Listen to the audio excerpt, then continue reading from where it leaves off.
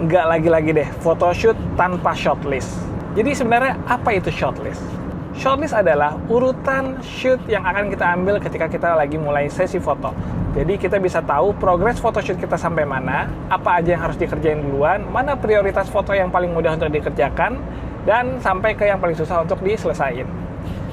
Jadi shortlist itu sangat penting dalam sesi photoshoot, terutama kalau di food fotografi ya, mungkin di genre fotografi lain juga penting juga. Cuma buat gue di Melanau, food fotografi itu harus patokannya sama shortlist.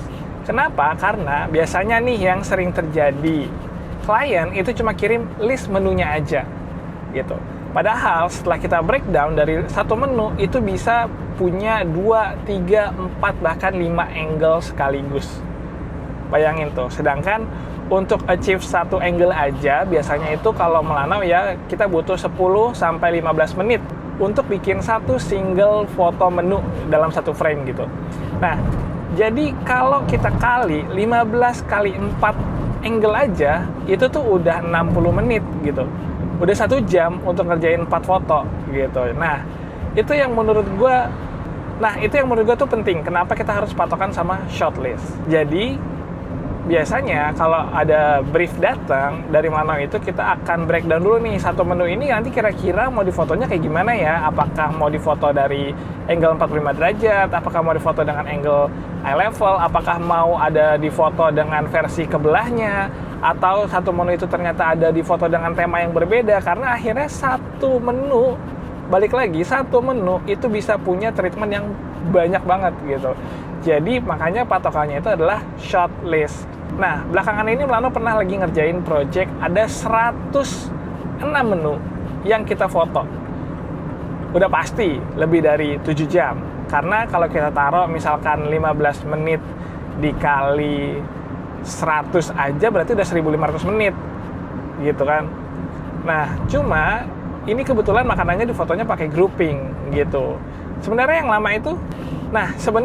lama itu bukan fotonya, tapi yang lama itu adalah styling makanannya dan juga setup props-nya.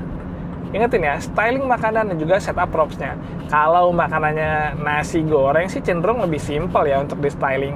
Tapi kalau udah makanannya itu western atau makanan Indonesia yang banyak toppingnya, atau makanan-makanan lain yang lebih banyak toppingnya juga, nah itu tuh lebih susah untuk di styling. Jadi satu menu itu bahkan bisa sampai setengah jam gitu. Belum lagi kalau dia yang berkuah, kalau dia yang ternyata butuh ada didiri-diriin kayak gitu. Nah itu adalah hal-hal yang bikin satu frame itu bisa makan waktu lebih banyak gitu. Jadi kalau misalkan kalian lagi dapat brief, make sure kalian bikin shortlist dan shortlistnya itu diterima sama klien gitu. Nah, mungkin kalau ada klien juga yang nonton ini nih, kalian juga bisa bikin patokannya sendiri dan itu akan jauh lebih mempersingkat durasi fotonya. Gitu. Jadi misalkan kita udah tahu nih, menu nasi goreng ayam. Oke, aku butuh ada 3 looks. Yang pertama dari 45 derajat, full plate, piringnya nggak kepotong, mungkin buat di cropping. Terus yang kedua mau close up supaya ngeliatin toppingnya, ayamnya kelihatan jelas. Terus yang ketiga aku mau fotonya flat lay, mungkin aku butuh buat si graphic designer aku gitu. Nah, itu adalah 3 angle yang dihasilkan dari satu menu gitu. Dan itu mungkin ngerjainnya bisa 20 menitan untuk ngerjain 3 frame itu. Jadi lebih cepat karena nanti pas sudah sampai di lokasi kita nggak perlu kayak ngerombak, oh iya kak sorry lupa nanti ini mau tolong dibikin jadi angle atas juga ya. Nah itu tuh adalah shortlist tambahan yang akhirnya bikin kita kayak oke, tadi kan udah ke foto nih, kita harus balik lagi. Jadi itu lebih makan waktu lagi karena kita harus ngeset ulang fotonya gitu. Kita harus bikin propsnya lagi. Kita kadang beda angle pun beda lighting gitu.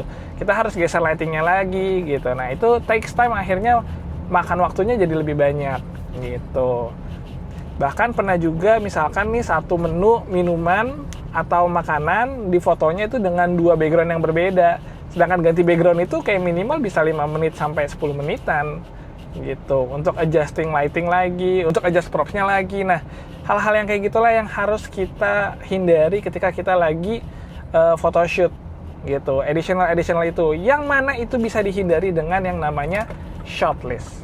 Kalau kalian suka dengan konten edukasi ini, jangan lupa like, komen dan juga share ke teman-teman kalian supaya fotografer-fotografer di luar sana itu patokannya shortlist.